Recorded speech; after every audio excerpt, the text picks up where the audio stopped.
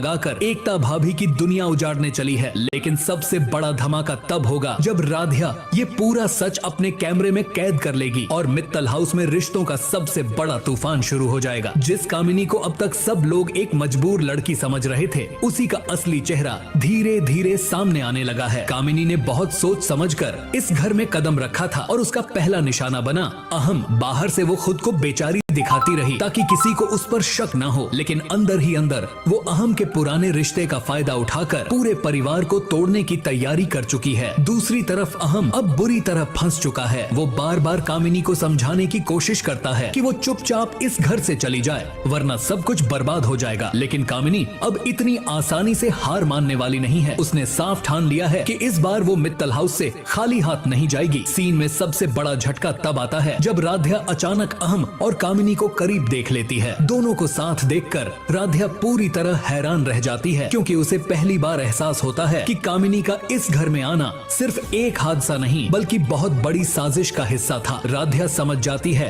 कि अगर ये सच एकता भाभी के सामने आया तो उनका रिश्ता टूट सकता है। वहीं दूसरी तरफ कामिनी भी यही चाहती है कि घर में गलत फहमियां बढ़ें और अहम एकता के बीच दूरी आ जाए। अब धीरे धीरे एकता को भी अहम के बदले व्यवहार पर शक होने लगेगा। वो महसूस करेगी कि अहम उससे कुछ छुपा रहा है। कहानी में बड़ा मोड़ तब आएगा जब एकता को लगेगा कि अहम और कामिनी के बीच सिर्फ दोस्ती नहीं बल्कि कोई पुराना रिश्ता है। यही बात उसके दिल को पूरी तरह तोड़ देगी। लेकिन अब राधिया चुप बैठने वाली नहीं है। वो हर हाल में कामिनी का सच सबके सामने लाना चाहती है ताकि एकता भाभी की जिंदगी। लोगों ने तुम्हें इस घर में प्रथम की पत्नी बनाकर लाए थे। अब मुझे लगता है कि तुम्हें प्रथम को छोड़कर हमेशा हमेशा के लिए इस घर से जाना होगा।